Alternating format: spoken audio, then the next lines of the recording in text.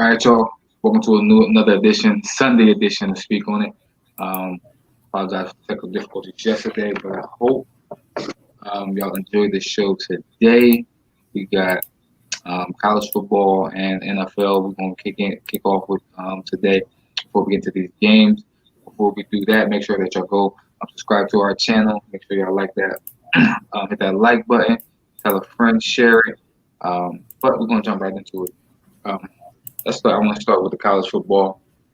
Um, Yesterday, when we cut off, we was talking about uh, some of the stuff that's happening in college football. Like we was talking about Bama and how their offense is just firing all cylinders. We was talking about how Justin Fields need to have another monster game just to compete with Alabama. Um, and I was agreeing that he definitely got to do that. And I think that if he does do that, like go out there and just outduel Matt Jones and show that he can be the best quarterback in college football, I think that um, it should catapult him to the number one spot, especially with all the reports right now um, swirling at who might take over the Jaguars job. Yes, if Dave takes that job, I'm pretty sure that it's his chances of being the number one pick by the Jags is increased. Again, I still would take Trevor. I still think Trevor has the greater upside in the NFL, but I will not argue taking Justin number one overall. I think he played well enough to at least justify someone taking that chance on him. Here's the question I will ask you. Um, is it really just with Justin, not Justin, Trevor, with Trevor? Is it really just like prototype or what we see? Um, because I don't think he's played well. I'm not saying that he's played well, but I don't think he's played above and beyond anybody this year or last year, for that matter. Is it just because he was touted the number one prospect coming out of college, coming out of the high school, and he's been deemed the number one pick for 3 years? Um, I think it's a bit of everything. I think it's the success that he had. I think the hype he had the hype coming out of high school, and he was behind Kelly Bryant. And Kelly Bryant, I guess he didn't perform well towards the end, and it opened the door for Trevor. And Trevor stepped in and immediately gave us exactly what it was that we were looking for. And he was successful. I don't think he's been head and shoulders above everybody else, but the experts say that he's the surefire thing. So I think when you're a team like the Jets, a team like the Jaguars, even a team maybe like the Browns, where you've always seen to strike out because you usually go against conventional wisdom. I think it puts you in a position where when you have that surefire thing, everyone is saying it's the surefire thing, you take that, and if that fails, then whatever. But if you take the gamble and it fails, which I think most people are thinking Justin Fields is the gamble, I think Zach Wilson is probably he probably was going to be the best quarterback in this class. I wouldn't be surprised. But I think Trevor is the guy that everybody is saying take him because he's the guy that lived up to the expectations of what it was that we thought he would be. The thing I think about, right, based off of what you just said, um, the surefire thing, Andrew Luck. Andrew Luck was the surefire thing. Um, RG3 was the Heisman winner. But the guy from that draft class who's actually the best quarterback out of that draft class is Russell Wilson, who a lot of people passed on. That's. I mean, you can say that. You can say that now because Andrew ain't playing. But when Andrew was playing, I thought he was exactly what everybody thought he was gonna be. No, I agree, but I think Russ was better. I still think Russ was better, and I had this conversation with a couple people when I was saying if you look at the numbers, you compare the numbers.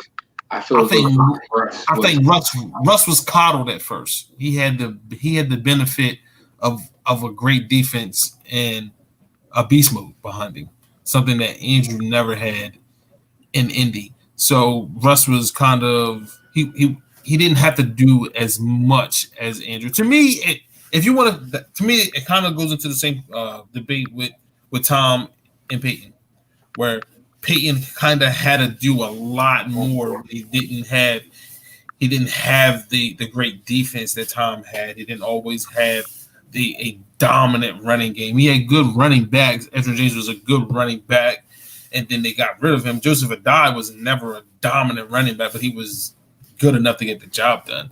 I don't think Andrew ever had anything close to Marshawn Lynch. yes, he did it. He did it. Um, listen, I'm with you. It's a good debate. I think that you can't go wrong with either or. No, Uh, not at all. Trevor, but I just don't. I don't like. Yeah, I mean, just saying, okay, that guy is the guy. I'm real big on production, and big on what have you done, and not just putting up production in an air raid offense or anything like that. You see Justin do it at a high level. And I just seen Justin outdo the guy that's supposed to be the number one guy. And then when I look at the track record of Trevor, yeah, he came in, took over Kelly Bryant, won the national championship. But his second year, he lost to Joe Burrow.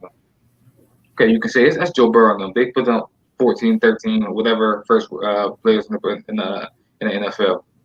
But what's the name? It wasn't like that Clemson team was trash. That Clemson team was real talented, a talented team. He had wide receivers there. He had T. Higgins, 4,000 yard receiver. He had players there. Um, okay, yeah, I mean, he going up against that LSU team that was a team with destiny. Then you just lost to Ohio State team with Justin Fields. So I just think again, when I think about big moments and I look at the big moments that Trevor has been in outside of the one in his freshman year, he hasn't lived up to the billing, in my opinion. Neither did Peyton Manning. I agree. I Peyton agree. Manning failed every test. Like, I mean, he was terrible in some big moments at Tennessee.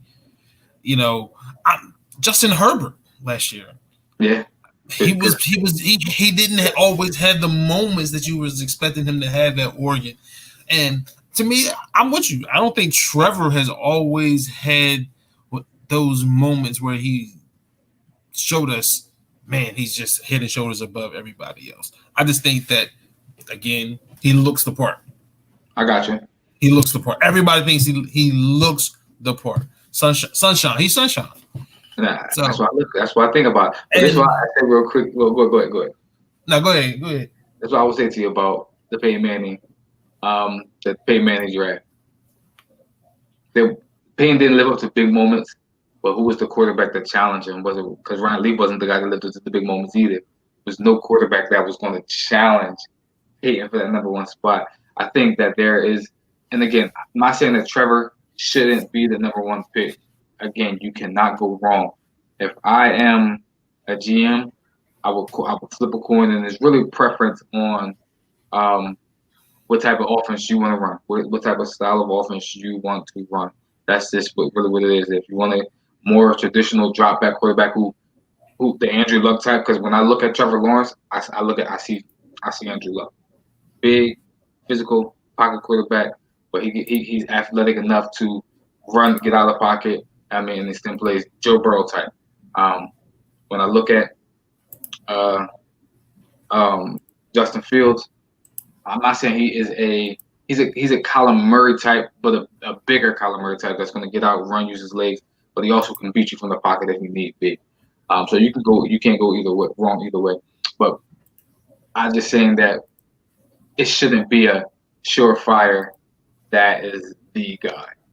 just Trevor Lawrence is the guy. And no, if you pass up on this guy, then you're an idiot for passing up on this guy. That's just how it is. I agree. I agree. I agree with that. College. What else? What else? What else we having in the college? Remember what else we having in the college? Um, we had games yesterday. We had the Iowa State. Um, Iowa State play. Oh, Oregon game. I said it here yesterday. I thought that game was going to be a rout. It was a little bit closer than I thought. They won by 17, but I thought that game was going to get real ugly. Yep. I That thought game was exactly what I thought it would be. I'm with you. I thought it would be a lot uglier because I didn't think Oregon could compete. Yeah, I thought it was real ugly. I mean, they had Iowa had the turnover. They couldn't score on the turnover. They went for it. In the red zone, they didn't score. Oregon went down and scored. I was like, okay, it's gonna be a game. Then second half came and they held them to 3 points. So shout out to Iowa. Brees Hall doing this thing. Here's the thing I don't understand. When I look at when we talk about experts, I look at projections and the mocks and everything like that. They have Oregon's quarterback and USC's quarterback, and I think not next year, but the year after, projected as the quarterbacks coming out of college. And I just don't see it. I don't see it in them. Like if that is your guy, if that is the quarterback that everybody is probably going to want in 2 years, I don't see it. And I don't know if is Spencer a true freshman? I think he's a true freshman. I gotta look it up. Rattler? Yeah. That's a good question. I think he's a true freshman because in 2 years, I would say so, yes, because that would be his draft class as well. Because I haven't heard much about him in next year's class either. Yeah, so in 2 years, if he's a true freshman in 2 years, that's his draft class. He would be the guy that everybody should be looking at. He should be the guy, not I don't even know how to pronounce his name, so I'm not gonna try. Slovich, whatever his name is. From USC? Yeah, from USC. Yeah, like again, this is another one. I think this is one of those things where we fall in love with the way a guy looks and the uniform that he wears. I can't keep putting stock into USC quarterbacks. Why do we continue to put stock into USC quarterbacks? Carson Palmer was the last really good one, right? The last NFL ready. I'm not gonna say he's the last. He was the last NFL ready because I think he was the last USC quarterback to have success in the NFL. There's been guys, whether it's the Matt Barkleys, Mark Sanchez, Sam Darnold. Like there's been names, and I think he's getting ready to fall into that line. I watched USC, and they had to come back in several games. And in a few of those games, it's been because he has kind of set the fire. And then he got to come back and put the fire out. So I got to see more. Again, if Rattler is a true freshman, he's been the most impressive of all of those guys, in my opinion. I agree with you. So I think how they're doing it is 2023 is when they're saying Spencer is eligible. They're saying 2023's draft is because 2021 would be his sophomore year. Oh, well, 2021 will be this year's. Right. So. This one. Okay. The 2022 would be his technically junior year in college. and then 2023 is when he's actually eligible. But I just pulled up real quick this projection, and they got Sam Howell, who I think is going to be the Heisman, or between him and Spencer, as a number one pick. And then they got the boy, Kendon, whatever his name is, Slovich, as the guy. And I thought, the reason I brought it up because I thought they had Oregon's quarterback up here competing as well. But I guess I'm mistaken. But yeah, okay. I thought they don't have Oregon's quarterback up here. I thought they was gonna have him 1 and 2. But yeah, that game yesterday didn't look good to me. Like I said, I thought it was gonna be exactly what it was. I like Brees Hall coming out of there, and I like Brock Purdy. Their defense was solid, so it was a good game yesterday. The game I want to talk to you about was the other game. UNC, Texas A&M. Thoughts, Spencer? Sam Howell.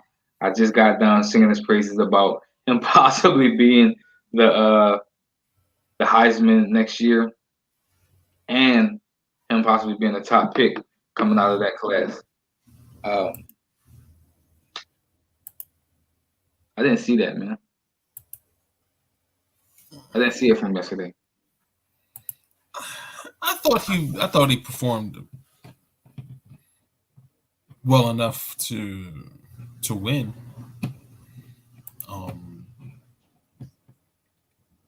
Texas A&M just made plays when they needed to make plays last night. It was a good game. The one kid, I can't think of his name, the track star, he is fast. Goodness gracious, he's fast. But Sam, I thought he played well. He played young. But I also thought that North Carolina, some of the play calling I didn't really care for. They still, it almost looked like the ACC, they don't do tackling no more because North Carolina couldn't tackle, Miami can't tackle, Clemson couldn't wrap up the other night either.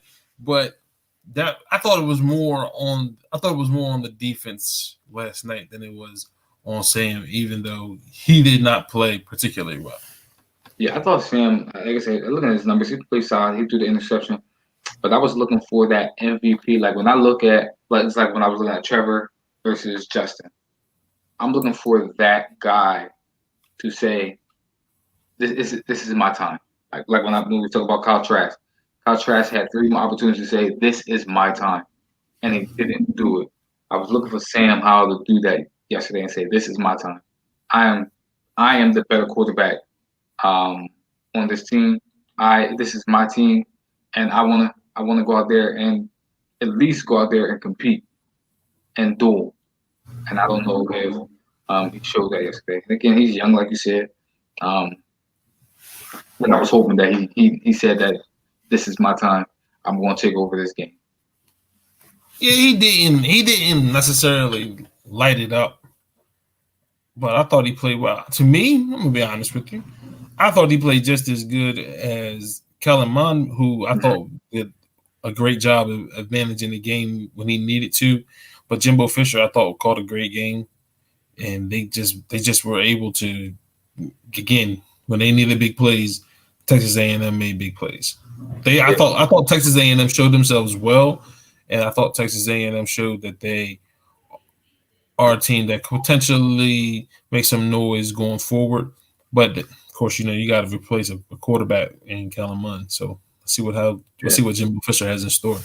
And North Carolina was out without. I mean, both his 2 top running backs. He was out without his 2 top running backs. I mean, they couldn't get that running game going, so maybe that played a part in it. But I still like Spencer. Next year. I still like him next year. Beat that guy. How about what was I looking at? Trying to pull it up. How about what I said? Ole Miss, Indiana, man. My man got his bowl game with 4 wins on the season. Yeah, 4 wins on the season. You go out here, you beat he go ahead and beat the number 11 team in the nation.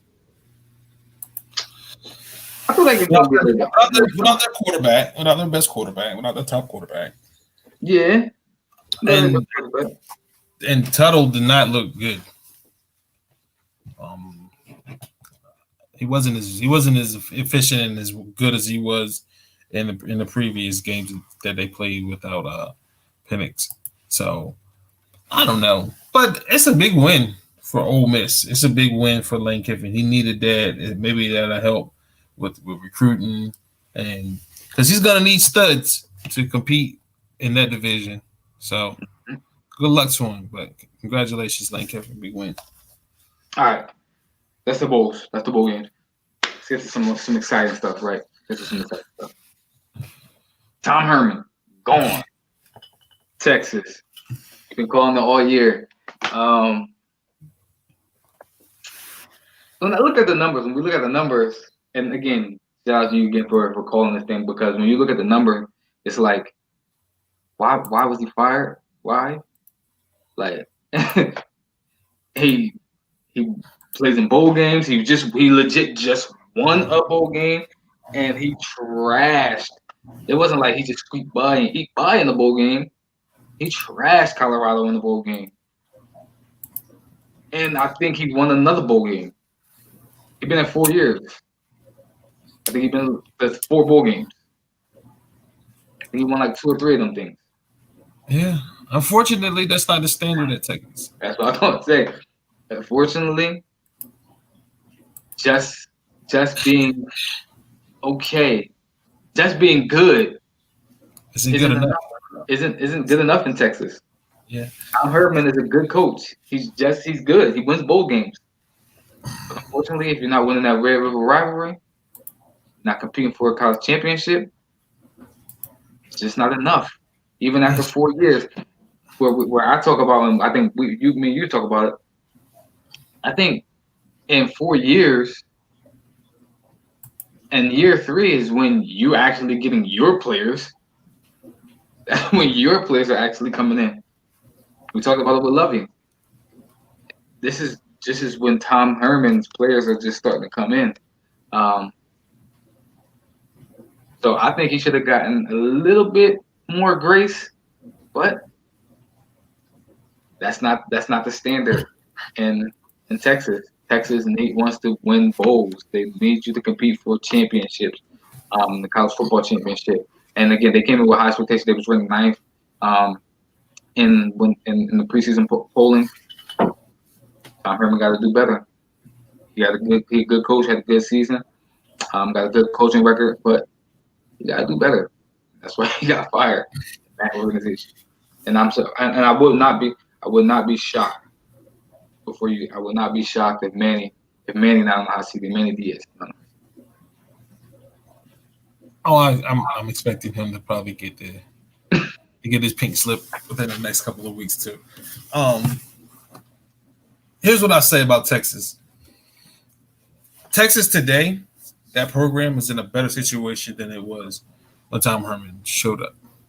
No, whatever Charlie Strong did or didn't do, it wasn't working. So Tom Herman came, he turned the program in the right direction. I thought he was doing a good job.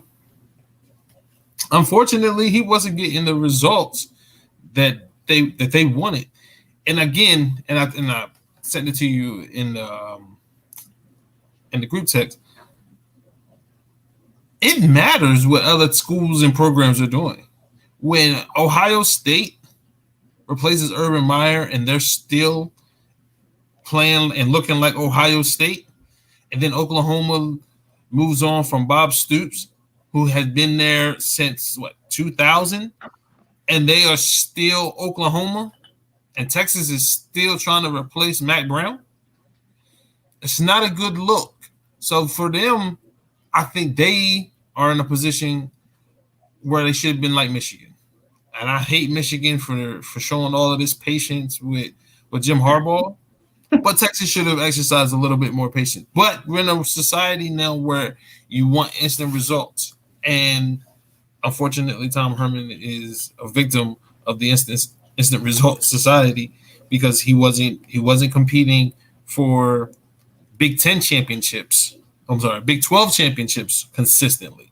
And I think that's another factor. Like when you look in this, your biggest rival has won the last 4 or 5, and you've only played in 1 in that time frame. Yeah. Here's the crazy thing. If I'm Tom Herman, I'm like, yo, what the F do I got to do? What do I got to do? Because I'm looking at, I got his resume pulled up. He was at Houston. All he did was win there. Mm-hmm. Then he come to Texas, and all he does is win there. And 1, 2, 3, 4, 5, 6, 7. He has 6 seasons. He's been head coach at that level for 6 seasons. All he's done is won 5 bowl games.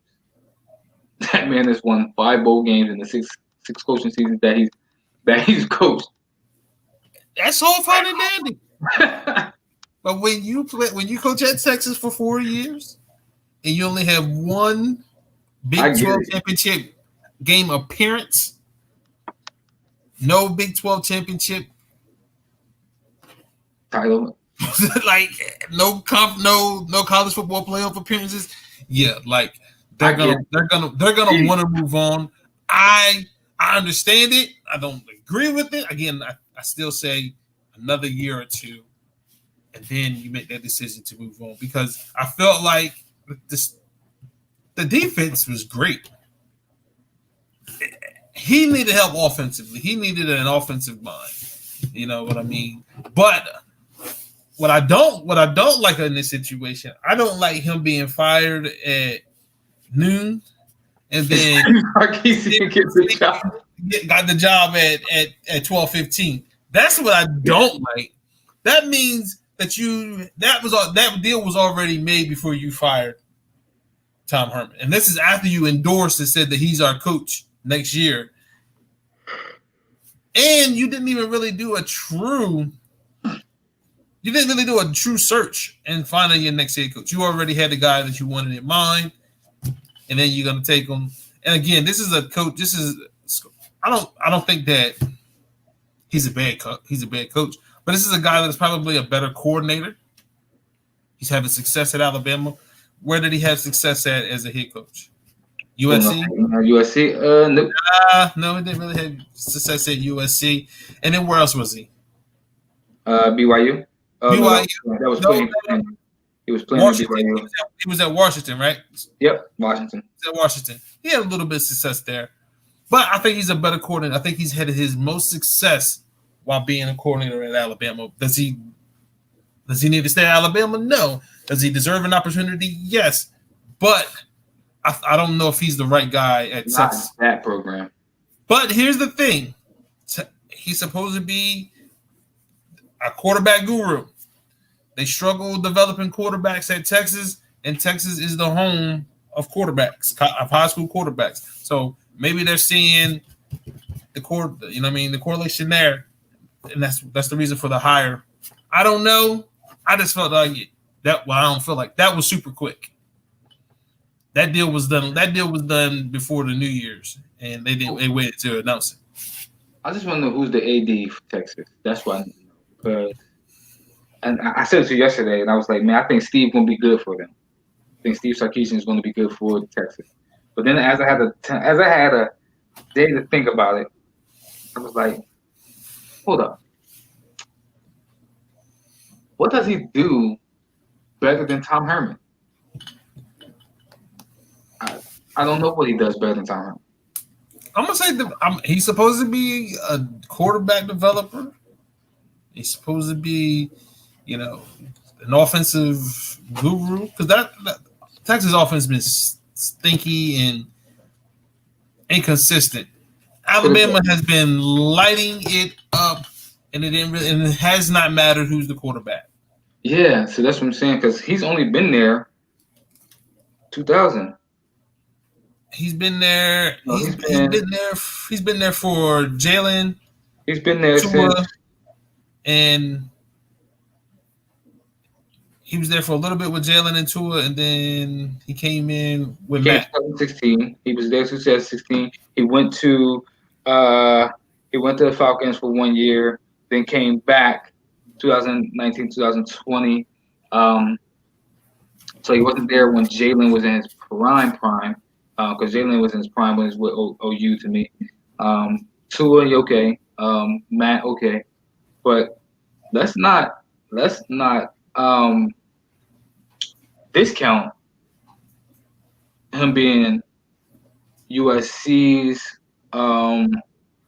QB coach, OC 2007, 2008. Who was the quarterback there? Was that That sound like Matt like I said, was that Mark Barkley Sanchez or Matt Barkley? One of them. Was that Sanchez? It's one of them. I didn't see any glueness with them. Either one of them. All I know is that was a fast hire. Yes. That's all I know. like you did not do your due diligence. Like if this works out, great. But if it backfires, that's the only thing you can lay your head on. Everybody's gonna be like, well, that's what happens when you hire somebody 2 hours after you fire your coach. And again, I'm with you. I think a lot of people do get him and bring him in because they think he is this. They think he is a guru. They think he has a great think he's a great offensive mind. I think he was with the Falcons when they went to the Super Bowl. He was the offensive mind there. But we also see that maybe the offensive mind was the guy who actually went to the Super Bowl again with the 49ers. So I'm with you. It was a fast hire. I just need to see what he does better than the other guy, because the other guy is 55-22 career record, 5-0 bowl game. But the guy you just hired is 47-35 with 2 wins and 2 losses, and he also played in more competitive division or conference to me that Steve Sarkisian has played in as a head coach. Sarkisian was a head coach at Washington. Yeah, this guy was a head coach in Texas. Yeah, it's gonna be. It's got to work. It's got to work. So let stick with college, but transition to NFL real quick. The Jets have interest in Dave, the Mullins guy from Florida. Why? To be the head coach. To be the head coach. He's on their list. You said the Jets. The Jets. So the Jets are moving on from Adam Gase? Yeah. The Jets are moving on from Adam Gase. I don't even care who they hire. They can hire whoever. That's an improvement. That's an improvement. But Dan Mullins is gonna get. Dan Mullins is getting the credit for Dak. Mm-hmm. And Tebow. You know what I mean, in the development of those guys. So when you have that type of resume, I guess guys are gonna, give you opportunities. I think it's really hard to go from the college ranks to the NFL. It's a different ball game. You got to talk to those men different the way than you were. You talk to, you got to deal with different off the field issues. So I don't know. Very rarely do those guys have that success, unless they're like unless they're able to get the right people around them. Kingsbury got Kyle. Now if Dane is getting ready to get Trevor or Justin or Zach, maybe they'll be able to cover up whatever flaws that he may or may not have. But I don't think he's been that great at Florida. In my opinion, I felt like they've underachieved at Florida under him. There's been an improvement. The quarterback play has been better than it was in the previous coaching regime. So I'm cool with it if you're gonna make that. If you're gonna make it, but I don't think he's gonna. I don't think he's gonna pan out well in the NFL. I think, and they said that he's on the list of a long list of candidates. But I think if he does get the job, right, maybe he keeps Sam. But then if I'm him, what I would do if I get a job, I would keep Sam, see what I got in Sam, but then I would draft my guy, and that's Kyle Trask. Not in the first round, maybe not in the second round, but I would draft Kyle Trask, maybe third rounder, just to develop and as a guy that's on the bench to implement what I like to run because he knows the system that I have. So maybe that actually helps him. But when I saw it, I was like, wow, that's interesting. That's interesting. Hey, maybe that's where Dak signs. Ooh. I mean, at that point, anything's possible because we can get to it when we start talking about picks. But like with the way that the NFL is trending, I think it's trending towards more athletic quarterbacks, but it's also trending towards more college offenses. Mm-hmm. So you bringing in these college coaches to implement those types of offenses. I guess that's the trend. I guess they're going to continue to go with it. I guess Dan Mullen is the next person. Hopefully, he's of the new era of college coaches because the previous era of college coaches going to the NFL, it was not a good look. I agree. News. I don't know if this is the news of the day. It's some good news of the day for me. Jim Schwartz not being back. Well, you know what? We can touch on that with NFL, but in state college real fast transition. Urban Myers, I heard it's almost set in stone that he is the next coach of the Jets. He is putting his staff together right now, and I think that he is going to replace Doug Marrone. Do you think that's a good hire for the Jets? I think it's a great hire because I think Urban is a guy that he does a really good job outside of the one incident with the coach that was. I think he does a really good job of managing his staff. I think he's a really good job of also developing coaches. So I think it's a good hire. I think it'll bring a buzz and energy to that area.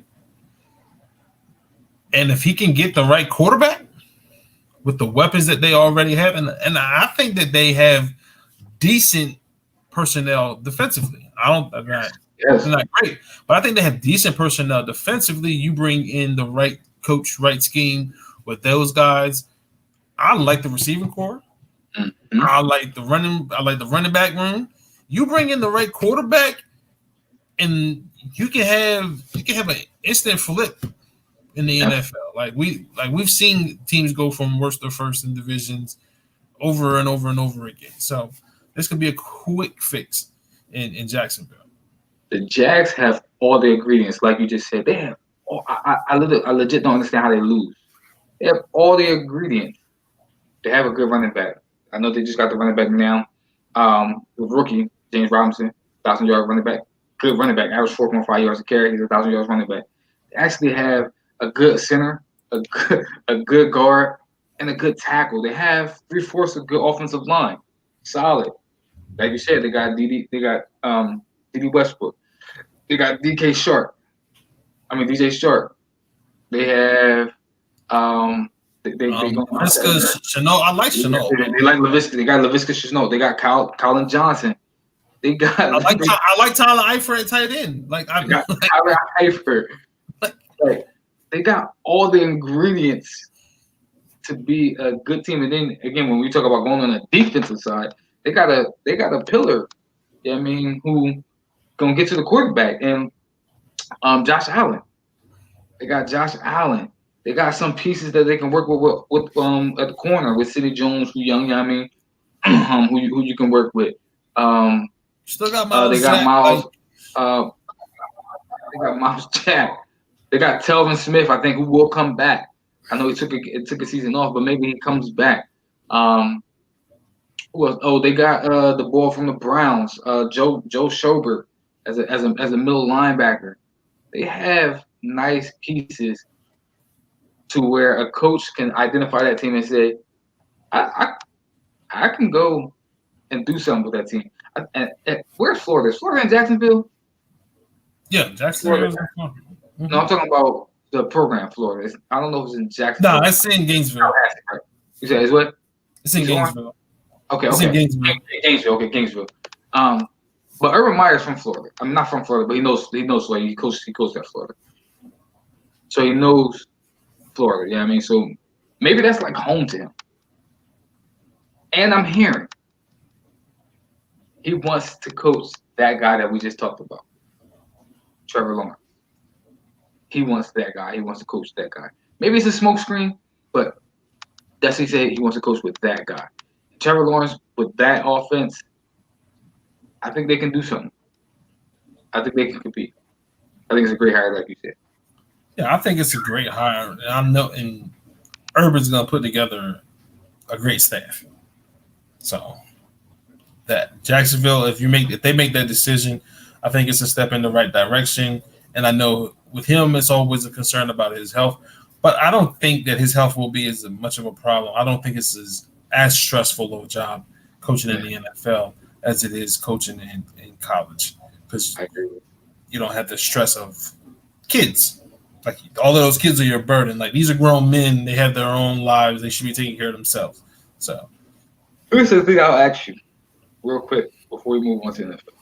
Well, I guess this can transition to the NFL. If you are the Jets, would you make the call down to Ohio State? Would you make that call? For Day? Mm-hmm.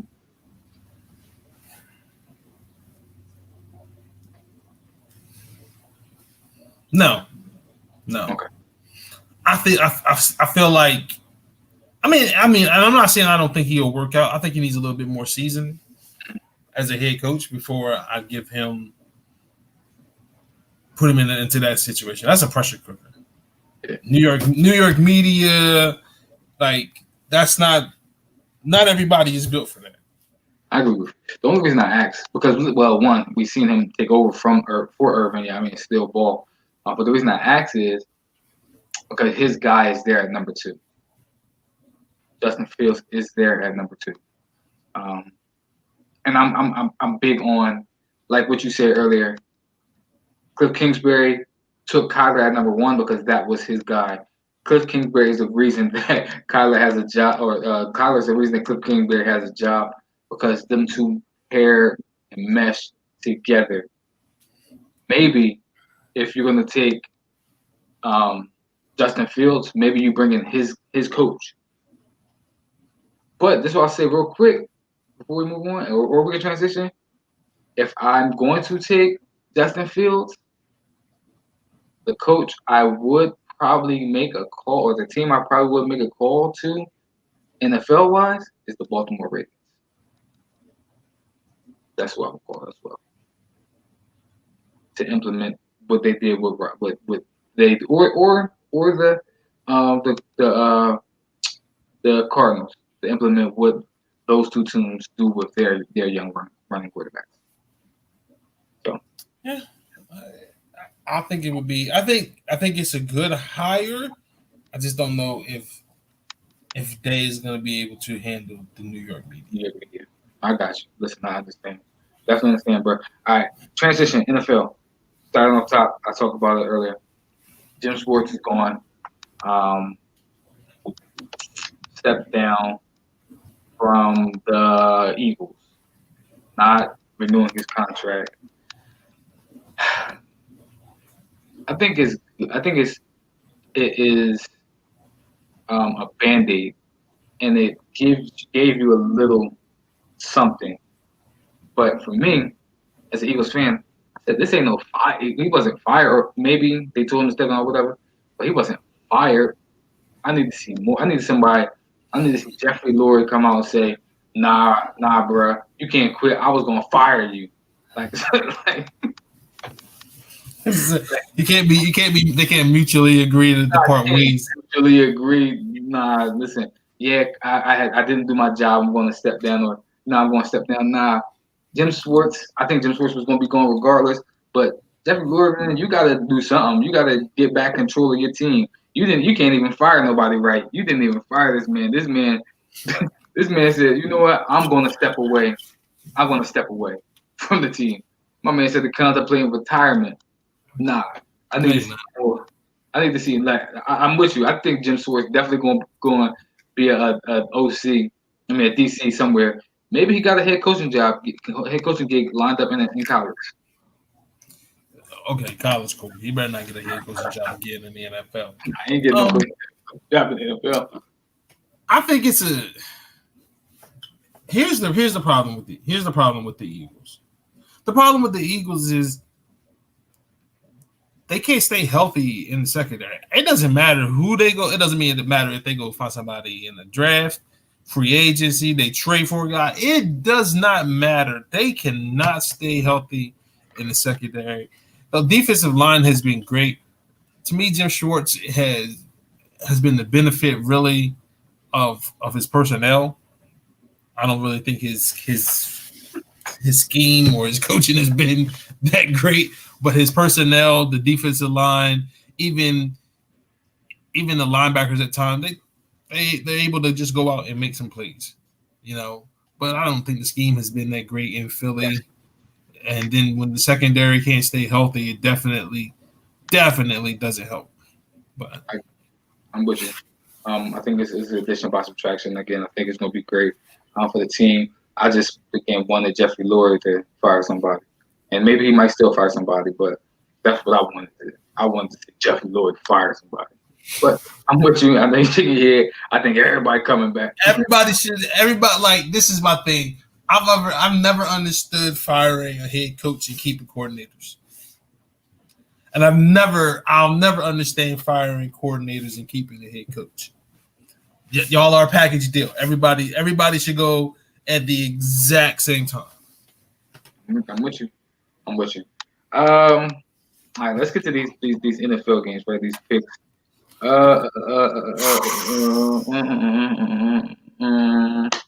Where we gonna start? Where we going to start?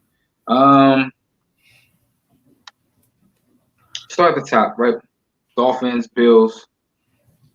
Ride with my guys and ride with them all year. I was hoping that the Dolphins can get in, but I don't think they are. I don't think they will. Bills still got something to play for, which is that number 2 seed, which I think that they should want to get that number 2 seed because I don't think they want to play. They don't want to go to 3 and play Lamar and them in the first round. So, give me the Bills. Sorry for my man Brian Flores and 2 on them because they won't make the playoffs. So I'm going with the Bills.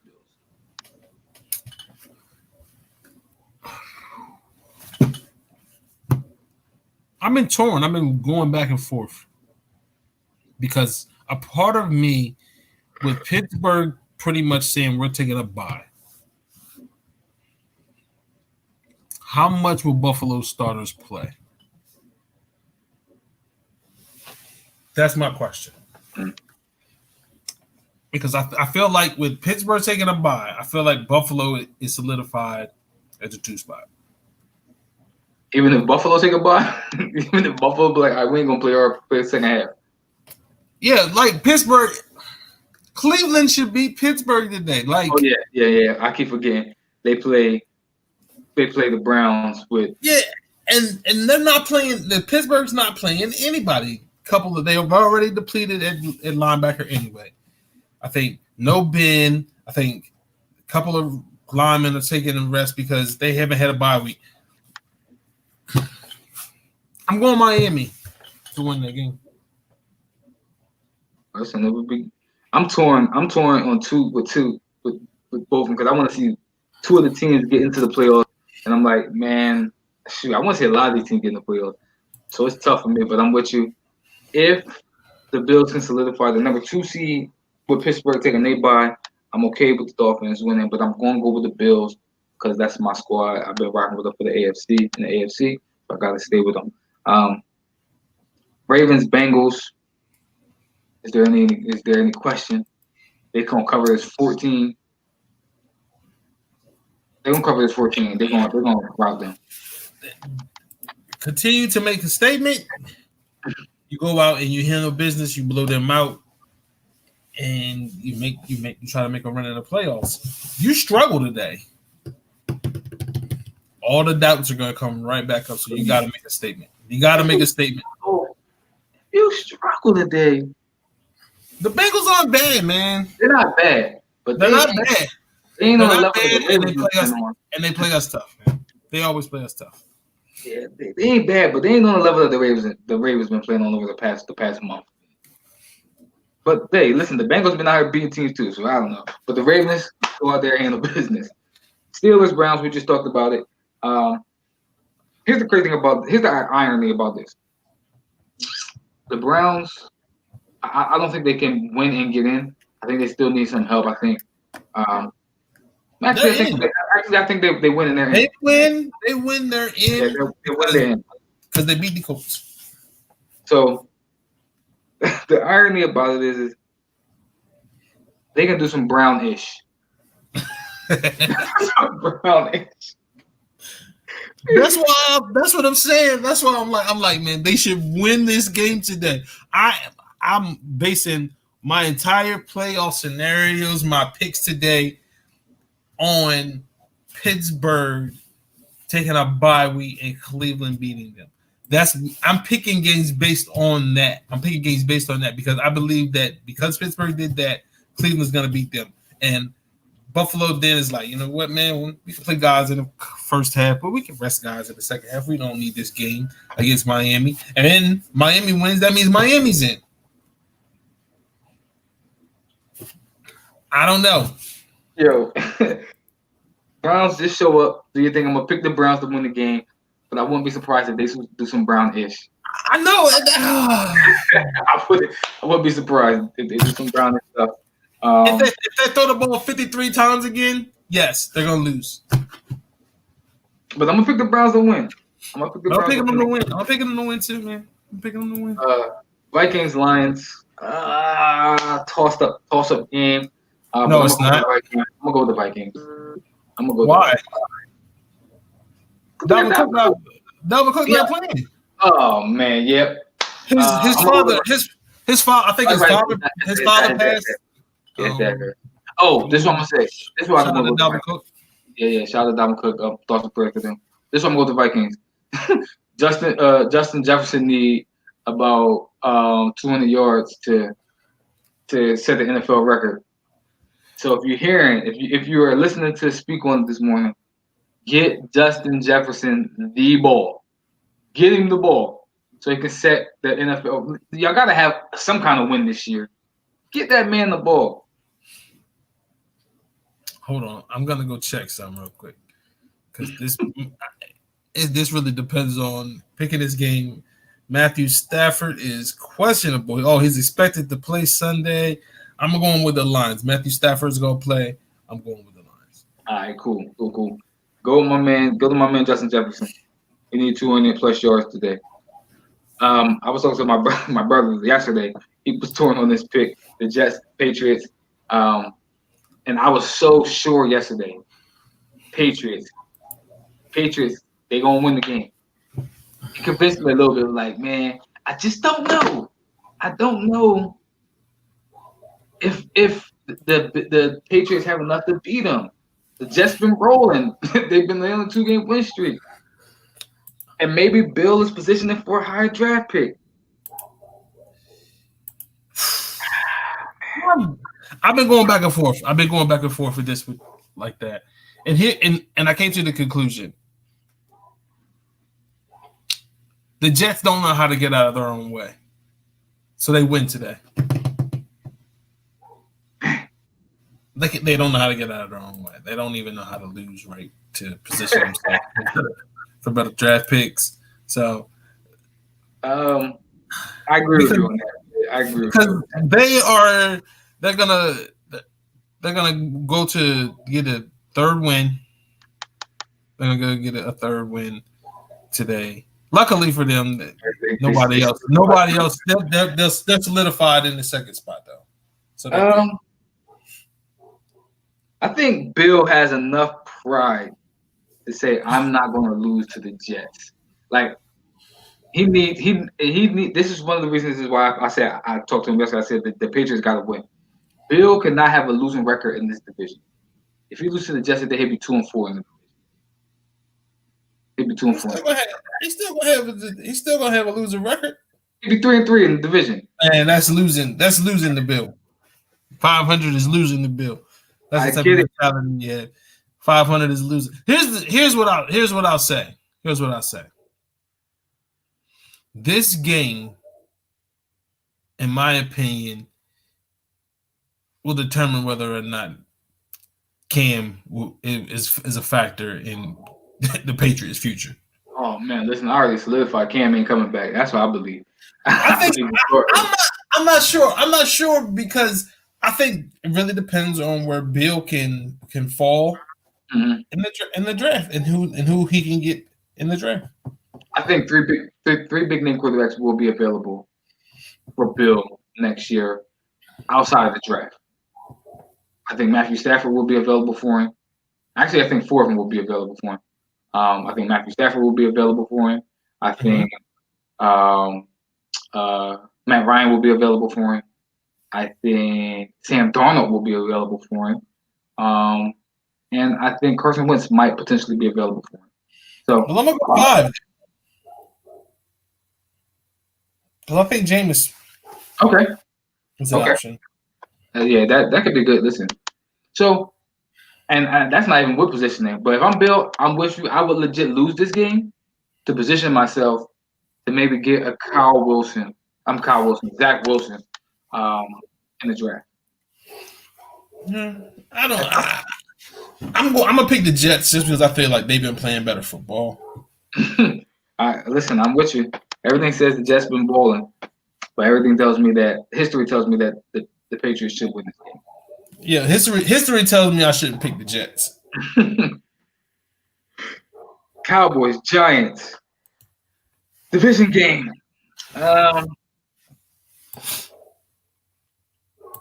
Wouldn't it be the NFC East for the Giants to win this game? For the Giants to win this game?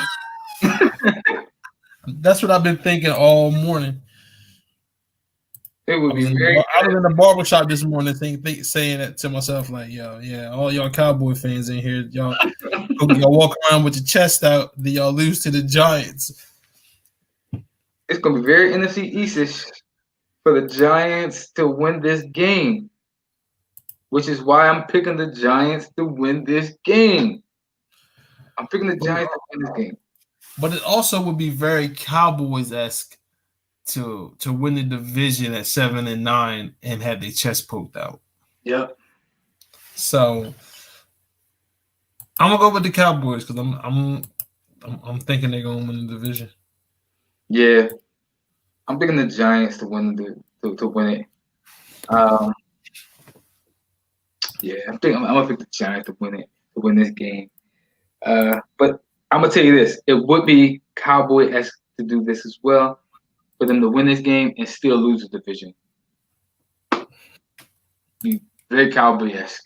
So, but yeah, I'm gonna go with the Giants in the game. Which is a possibility, depending on very what y'all. Strong possibility. Falcons, Broncos, Falcons, Buccaneers.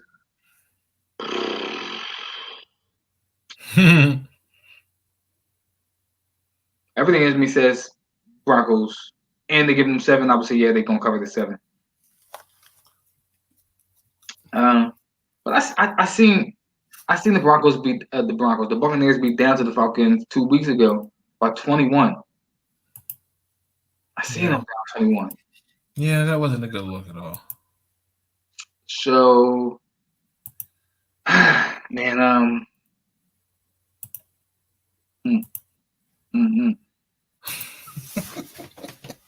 Give me the Bucks, man. Give me the Bucks. They need this win. The Bucks need this win. They need it. They win. They play the NFC East. So you're taking the Bucks? I gotta go with the Bucks, man. They need this win. Here's what I'll say. Here's what I'll say. The Bucks looked,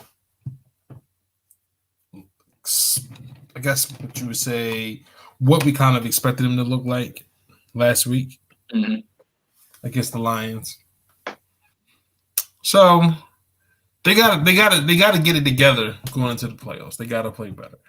I can't see them continuing to struggle with Tom Brady. I think they continue to fix their woes and they win today. I'm with you. I agree with you.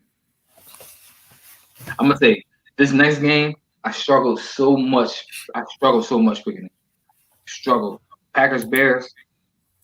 Bears need this dub. They need it. I know I said yesterday the Bears won't win, but they need this game. But the Packers need this game also. Both teams need this dub. The Bears need it more. The Bears been playing good football. They're running game, coming the game together. Here's what I'm gonna say.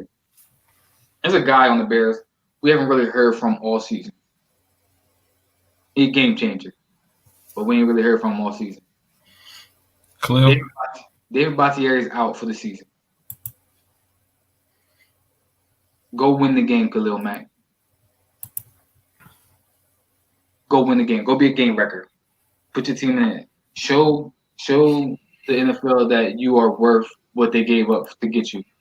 Go be a game changer and go win the game. So you taking the Bears? No, I didn't say that yet.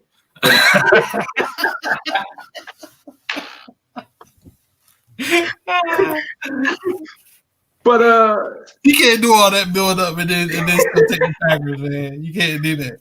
Oh man, yeah, I'm gonna go with the Bears, man. I'm gonna go with the Bears to win. I was thinking the same thing. I'm thinking the Bears need this game to get in. The Packers need this game to make sure that they have home field. To me, it's just as important as the Bears getting in. I think the Packers absolutely need home field advantage. I don't think there's an if, and, or but about that. I think they absolutely need home field advantage in order to win. I think this game is more important to the Packers. Game the Packers. I think Aaron Rodgers is on a mission. Listen, I can agree with that. I can definitely agree with that. Because honestly, the Bears can still get in even if they lose. They can still get in even if they lose. Yeah, but they need a whole lot of help. Broncos, Raiders.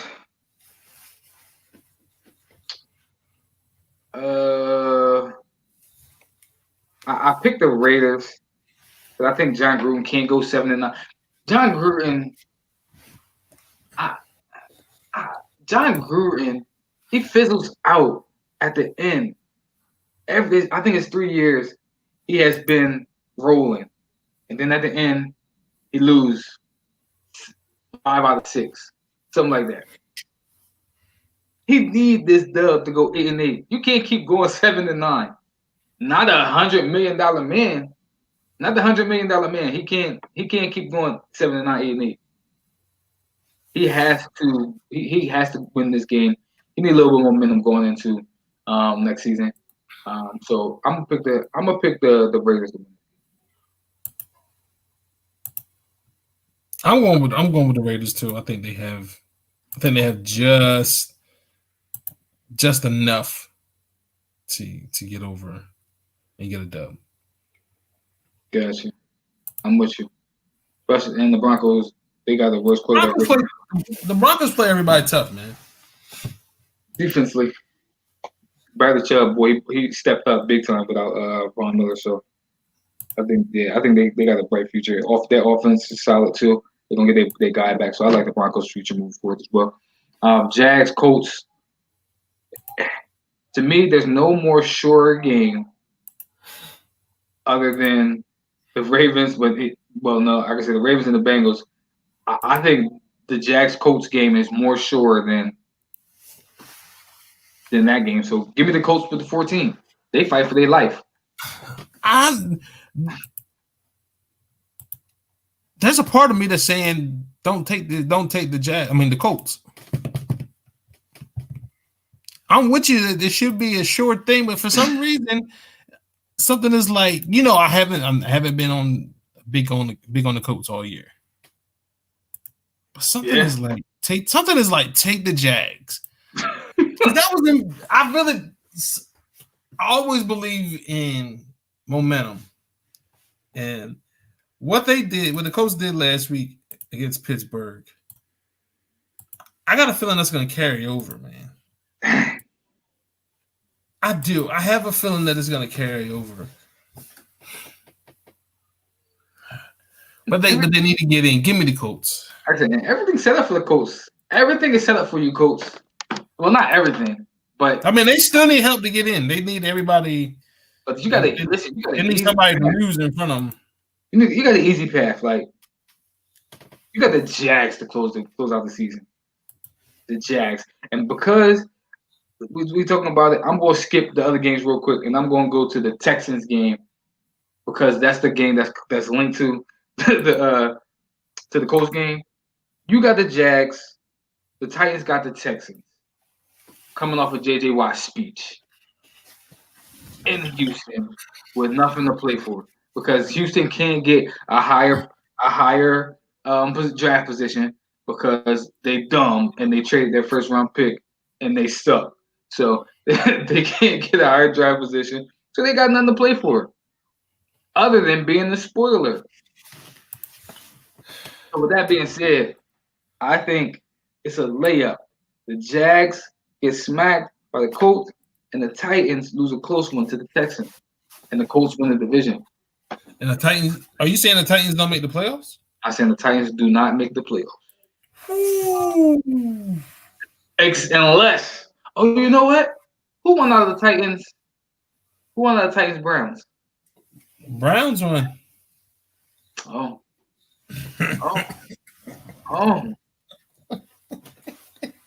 Can we say this? I'm gonna throw a wrench in it. I'm gonna rewind. See, because again, everything is contingent. Again, that's why I said it earlier. I think everything. If the Browns lose, nothing else matters. That's all I'm gonna say. I'm gonna throw a wrench in it because the Browns lose today. So if the Browns lose, nothing else matters because the Colts, if the Browns and the Colts lose. If the Browns and the Colts lose, I don't know what to say. I don't know what to say. I really don't. Like, what else did you want? You had layups. What else did you want? Like, the NFL gods lined this up perfectly for you to get into the playoffs. So. It's crazy because I want to see the team I want to see the least in the playoffs is the Browns. But I was super high on them in the beginning of the season. I actually picked them to go 10-6. They lose today, they will be 10-6. I want to see Derrick Henry in the playoffs. I gotta see Derrick Henry is must see in the playoffs. I want to see Frank in the playoffs. Frank right in the Colts. I've been behind them all season. I like the Dolphins. I want to get them some playoff reps. Like you said, everything contingent on the Browns. If the Browns lose, all the other teams are in. Well, if they win, if the other teams handle business. Again, that's why I said I think everything is based on everything. All the playoff scenarios in the AFC is all based on if the Browns can beat the Steelers, because I think the Titans they not getting in if they lose and the Browns win. But if the Browns, they're not getting in. But they had the toughest matchup of all those teams. They had the toughest matchup. I don't think. Well, I'll take that back. Miami has the toughest matchup against Buffalo. But that's only if Buffalo is going to play their guys. And if Pittsburgh isn't playing their guys, Pittsburgh should lose. So if I'm Buffalo, I'm like, man, let's rest my guys. I'm trying to get it healthy. I'm trying to get it healthy. I do not need Josh Allen getting banged up for no reason. So the Browns will take care of business, and the chips will fall into place. Then, Yeah. but if the Browns lose, and after they lost to the Jets last week, anything's possible. Ain't no sure thing. Ain't no sure thing. Lost to the Jets. This is the Mason Rudolph payback game. There's a lot of storylines in that game, man. It's a lot of payback game. Mason Rudolph starting, so like it's a lot. Like I said, oh man, it's a lot. Yeah, I got the Texans losing. I mean the Titans losing. But I'm hoping that the Browns lose and everybody else get in. I'm taking the Titans. You like the Titans in the Texas game? Got you. I'm gonna say it's personal interest for me with that game because the Texans win, my Eagles jump up higher in the draft position. So personal interest in that game. I need the Texans to win that game. Chargers, Chiefs. Chargers should have enough without Patrick Mahomes and them to win that game. So I'm gonna go with the Chargers. Yeah, I'm taking the Chargers too. Cardinals, Rams. Cardinals should have enough to beat them without that guy. It's just Jared Goff. Jared Goff. I know it's just Jared Goff. But they should have enough, man. Jared Goff makes some plays. He makes some throws. And I don't know who the heck that is. I know, and that's the crazy thing about it, right? We always say like the Rams are gonna win the Super Bowl because of Jared Goff. But here we are talking about they're gonna lose this game because they don't have Jared Goff. Oh man, the Colts legit. I mean, the Cardinals legit should win this game. They should win this game. That Rams defense is nasty though, and they run the ball. Just when you want to buy in to the Cardinals, they let you down. Yeah. You think about the momentum that they should have got in and rode after the Hail Mary versus the Bills. Like that should have propelled them to go on this great run and take care of business. But it didn't. So they lost 3 games right after that. Like I say, after that game, they lost 3 straight. They were 6-3. They're now 8-7.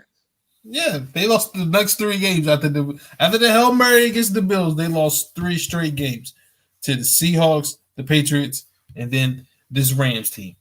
And then you lost to the 49ers. Give me the Rams, man. Give me the Rams. Give me the Rams. I know Jared Goff ain't there, but hey, neither was Jimmy Garoppolo. Give me the Rams, man. Yep. Every time I want to buy into the Cardinals, they let me down. Yep, give me the Rams, and the Bears get in. So, dang, Kyler, man, y'all let me down, boy. I had you as an MVP. It was a good pick, man. It was looking legit. At one point, I was like, you know what? I've been on to something with this Kyler Murray thing, and then next thing you know. Yeah, it was looking real good in the beginning. Boy, I was walking around with my chest out. And then I think I don't know what week happened. Man, dang boy, Kyler. They was 6-3. They just had the big Hail Mary. I was like, you know what? This could be exactly what they needed to propel them. And then next thing you know, they stopped playing. They stopped playing football. Seahawks 49ers. I think this is always a tough game. I think this is a trap game. I'm gonna keep it real with you. I think this is a super trap game. But I think the Seahawks need this game. Seahawks need this game. I think the 49ers need it too. Just for confidence. And they need to see who they want to keep going forward. They play tough. Yeah. Regardless of who's on the field, who's not on the field, they play tough. But Seattle needs to prove that they are a Super Bowl contender. So Give me Seattle. Yeah, give me Seattle at 7. Game of the day for me. Saints Panthers. Upset alert. Give me the Panthers. Give me the Panthers. The last 2 games are upsets. Panthers, Texans, they both win.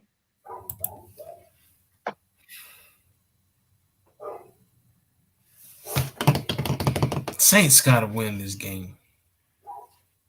Panthers, the Panthers, man, they are right there, man. They're gonna be good. They're gonna be real good. But the Saints, they're gonna be one and done in the playoffs anyway, in my opinion. But give me the Saints today. So, Saints without Alvin Kamara, Latavius Murray, Michael Thomas. Yeah. But Drew will find a way, I guess. But I gotta go with the Panthers, man. I think that's too much to overcome. I agree with you. It's a lot to overcome. It is. But I think their defense will find a way to make plays to even it out. I gotta see. We'll see. But that's the final week of this. That's the final week of not the final week of football. Yeah, I mean, but the regular season. What's your final thoughts, man? What's your final thoughts? My final thoughts are one more team. Just go get and give me the whole 8 with no bye weeks. Love it. That's my only thought. And if you want to take a game away, make it 15-game regular season, I ain't got no problem with that either. If you want to, make an extra game in the playoffs. But my final thought is we got through it. Yeah. They finished the regular season, despite all of the COVID issues and everything. They made it through it. They learned something about themselves, and good luck to those men and ladies on those staffs and on those teams that get ready to get those perks. And shout out to all of those guys that's got those incentives that they need to go get today, man. Go get your money. Go get your money today, fellas. Definitely. I love it. I'm even for 2 bye weeks and still keep a 17-game season. Give them 2 bye weeks, 17-game season, no bye weeks in the playoffs. I'm with you. I love that. My final thought is no chumps in the playoffs. I want to say another word, but no chumps in the playoffs. Let's do away with division. Let's do away with division wins getting you in. Let's do that. If you win the division, you shouldn't get in. That shouldn't automatically say that puts you in. Because there's no way the NFC East should have a home bye, let alone get into playoffs. I'm sorry. And that's my division. My final thought is let's do away with tradition. Let's do away with the NBA did it. They didn't. They used to have the winners of the division gets in or the higher seed. They don't do that no more. Let's do away with the tradition of if you win your division, you win. That shouldn't be enough. A 6-win team legit can win that division and go on and host a bye week and win a game. Yeah. I'm with you, bro. That's our show for the day, y'all. I'm super excited for the playoffs. I know we talk basketball, baseball, stuff like that, yeah, because that's kicking off. But sports is popping. Starting the new year off, I'm excited about it. If you're excited, make sure that you subscribe to our channel, like our page, go to our link tree, and follow us on all our platforms. If you want to join on and on what we're talking about, make sure that you hit us up on our we got our Gmail, and we also have our Facebook account and our YouTube account that you can follow us on and comment if you want to be on the show. But that's our show for the day. I'm gonna holler at y'all on Monday. tomorrow. But till next time, y'all, speak on it. Peace.